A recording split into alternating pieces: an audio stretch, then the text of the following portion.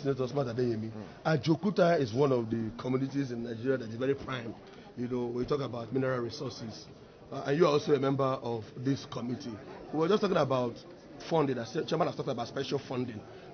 For somebody who is from that area, now you're a senator, how would you want to look at that aspect of helping the mineral development sector to develop special funding from the government? Well, like I said in the course of our deliberation, I think more than any time in the history of our nation, we need to start looking at the mode of preparing budgets in Nigeria. A good budget must not be just for expenditures. A good budget must be a budget that is targeted towards wealth creation, so that you can provide jobs for people who are unemployed, and you can help to accelerate socio-economic development of your nation. Today, the kind of budgeting system we have is that of the one we inherited from the military. It's not a democratic budgeting system that we have. A democratic budgeting system is that system that will allow inputs from nooks and corners of the country of issues of national interest, first and foremost. In essence, if you have asked us in Kogi State, what will be our priority in terms of 2022 budget, we'll tell you come and complete our state complex. Not for the sake of Kogi State, but Nigeria itself. This is a complex that will provide about 60,000 jobs, about 20,000 engineers and technicians. And you ask a question, the economy team of Mr. President, are they Nigerians? If they are Nigerians, it means they are not in tune with the reality of this country today. Today we have a large army of unemployed people, and you are bringing the budget system that is so annoying, so questionable, so dubious. Now, how do you justify a ministry in Nigeria asking for the Senate to approve 82 billion to buy nets, mosquito nets? This is money that is more than enough to kickstart or at least give appreciable improvement on our state complex. And I think first and foremost, we need to have a ministry for state development in Nigeria.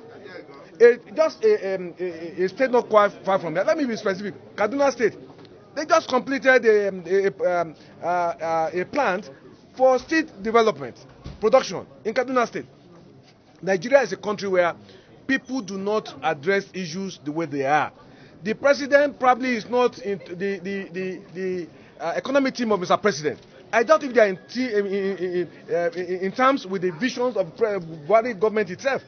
Because I cannot see any economy team preparing a budget, not looking at job creation, wealth creation, in a nation where we have a large army of younger ones who have no job, a country that is coping with the global economic recession. You are not looking at how you are going to improve your foreign exchange earnings. You are asking us to come and vote, to come and approve 82 billion to buy net. Those ministers should be sent to jail. Assuming the National Assembly decide to compromise and approve it.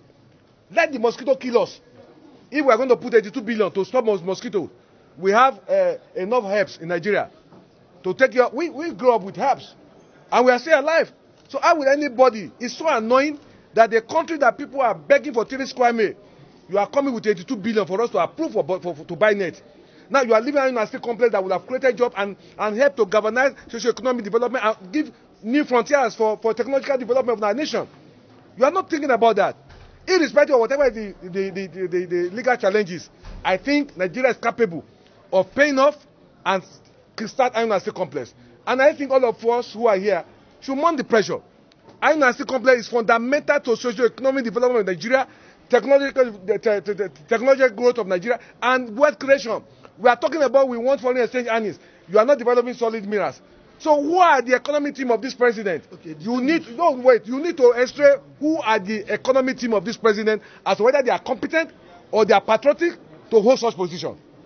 Okay, distinguished, you have just talked to us about the challenges. That's how we just sum it up. You know, and you're talking about advocacy. All of us put our hands together. Yeah. How does the Senate lead this advocacy? Because you are in the committee through your oversight. How do we do this to bring this change you're talking about? You don't need oversight. You don't need oversight on this matter.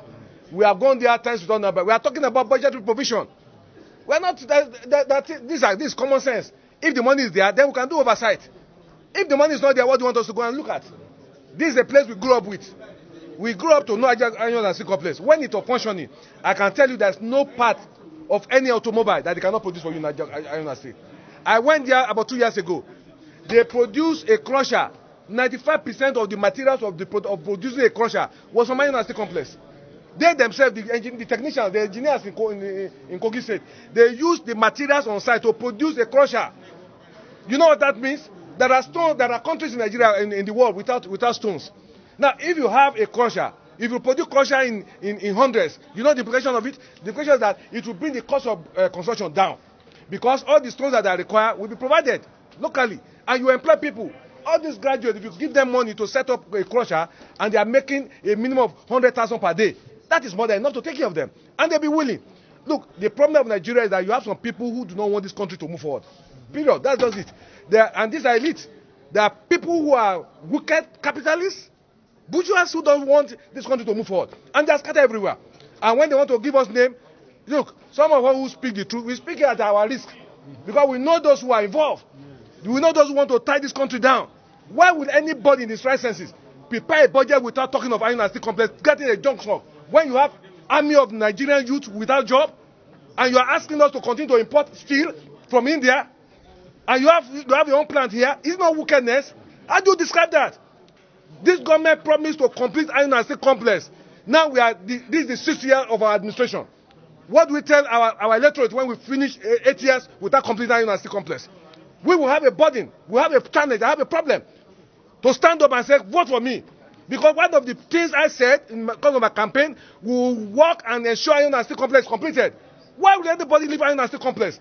They said the standard of our national anthem said, the labor of our heroes past shall never be in vain. Some people conceive iron and steel complex, and we are allowing the place to deteriorate and to die.